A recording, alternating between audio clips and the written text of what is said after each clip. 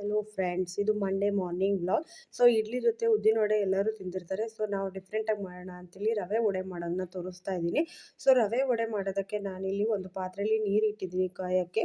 So ಅದಕ್ಕೆ ಶುಂಠಿ, ಕಾಯಿ ತುರಿ, ಹಸಿಮೆಣಸಿನ್ಕಾಯಿ ಮತ್ತು ಕೊತ್ತಂಬರಿ ಸೊಪ್ಪನ್ನು ಎತ್ತಿದ್ದೀನಿ. ಸೊ ನೀರು ಕುದಿಯುವಾಗ ನಾನು ಏನು ಮಾಡಿದ್ದೀನಿ, ಸ್ವಲ್ಪ ಜೀರಿಗೆ ಹಾಕಿದ್ದೀನಿ.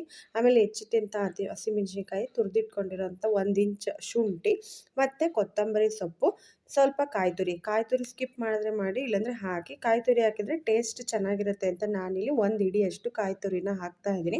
ಸೊ ಇದು ಚೆನ್ನಾಗಿ ಬಾಯ್ಲ್ ಆದಮೇಲೆ ನಾನಿಲ್ಲಿ ಯೂಸ್ ಮಾಡಿರೋಂಥ ರವೆ ಚಿರೋಟಿ ರವೆ. ಸೊ ನಾನಿಲ್ಲಿ 1 ಗ್ಲಾಸ್ ಚಿರೋಟಿ ರವೆನ ತೊಗೊಂಡಿದ್ದೀನಿ. ಸೊ ಇದು ಒಂದು ಕುದಿ ಬರಲಿ. ಇದಕ್ಕೆ ಎಷ್ಟು ಬೇಕೋ ಅಷ್ಟು ಉಪ್ಪನ್ನು ಮೊದಲೇ ನಾವು ನೀರು ಕುದಿಯುವಾಗ ಹಾಕಿದ್ದೀವಿ. ಸೊ ಈಗ ನೋಡಿ ರವೆ ಹಾಕೋತಾ ಏನು ಮಾಡಬೇಕು, ಸ್ಟಿರ್ ಮಾಡಬೇಕು. ಸೊ ಯಾವುದೇ ಥರ ಲಮ್ಸ್ ಇಲ್ದಲೇ ಇರೋ ಥರ ನಾವೇನು ಮಾಡಿಕೊಂಡು ಸ್ಟಿರ್ ಮಾಡ್ಕೋಬೇಕು ಚೆನ್ನಾಗಿ. ಸೊ ನೋಡಿ ಎಲ್ಲ ಲಮ್ಸ್ ಎಲ್ಲ ಹೊಡೆದು ನಾನೇನು ಮಾಡ್ತಾಯಿದ್ದೀನಿ, ಚೆನ್ನಾಗಿ ಸ್ಮ್ಯಾಶ್ ಮಾಡಿಕೊಂಡು ಹಿಟ್ಟನ್ನು ಮತ್ತು ರವೆ ಅದೇನಿದೆ ಅಲ್ವಾ ಅದು ಸಿಮ್ಮಲ್ಲಿ ಬೇಯಬೇಕು. ಸೊ ಗ್ಯಾಸ್ ಸ್ಟವ್ ಉರಿನೂ ಕೂಡ ನಾನು ಏನು ಮಾಡಿದ್ದೀನಿ, ಸಿಮ್ ಮಾಡಿಕೊಂಡು ಅದನ್ನು ಚೆನ್ನಾಗಿ ಲಮ್ಸ್ ಇಲ್ದಲೇ ಎಲ್ಲದನ್ನು ಬಾಯ್ಲ್ ಮಾಡ್ಕೊಳ್ತಾ ಇದ್ದೀನಿ. ಅದಾದ ಕೂಡಲೇ ನಾವು ಅದನ್ನು ಒಂದು ಪ್ಲೇಟಿಗೆ ಟ್ರಾನ್ಸ್ಫರ್ ಮಾಡೋಣ. ಪ್ಲೇಟಿಗೆ ಟ್ರಾನ್ಸ್ಫರ್ ಮಾಡಿದ್ಮೇಲೆ ಅದಕ್ಕೊಂದು ಸ್ವಲ್ಪ ಎಣ್ಣೆ ಹಾಕಿ ಚೆನ್ನಾಗಿ ನಾದ್ಕೊಂಡು ಈ ಥರ ಬಾಲ್ಸ್ನ ಮಾಡಿಕೊಂಡು, ಅದು ಉದ್ದಿನ ವಡೆ ಆಕಾರ ಹೇಗಿರುತ್ತೋ ನಾವು ಅದೇ ಥರ ವಡೆಗಳನ್ನ ಮಾಡಿಕೊಂಡು ಈ ಥರ ಎಣ್ಣೆ ಒಳಗಡೆ ಬಿಟ್ಕೊಂಡ್ರೆ ಸೊ ಏನಾಗುತ್ತೆ, ಸ್ವಲ್ಪ ಲೇಟ್ ಆಗುತ್ತೆ ಇದು ಬೇಯೋದು.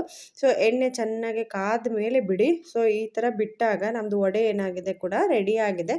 ಸೊ ನೋಡಿ ವಡೆ ಕೂಡ ರೆಡಿ ಆಯಿತು. ಇದ್ರ ಜೊತೆ ಚಟ್ನಿ ಕಾಂಬಿನೇಷನ್ ಅಥವಾ ಗ್ರೀನ್ ಚಟ್ನಿ ಕಾಂಬಿನೇಷನ್ ತುಂಬ ಚೆನ್ನಾಗಿರುತ್ತೆ. ನಾನು ಇಡ್ಲಿಗೋಸ್ಕರ ಉದ್ದಿನ ವಡೆ ಮಾಡೋದೇನು ಅಂತ ಹೇಳ್ಬಿಟ್ಟು ರವೆ ವಡೆ ಮಾಡಿದೆ. ಸೊ ನಾನಿಲ್ಲಿ ಯೂಸ್ ಮಾಡಿರೋದು ಚಿರೋಟಿ ರವೆ. ಸೊ ನೀವು ಮಾಡಿಕೊಂಡು ಟೇಸ್ಟ್ ಮಾಡ್ಕೊಳ್ಳಿ. ಸೊ ಹೇಗಿತ್ತು ಅಂತ ಕಮೆಂಟಲ್ಲಿ ತಿಳಿಸಿ. Thanks for watching. See you in the next vlog. Bye.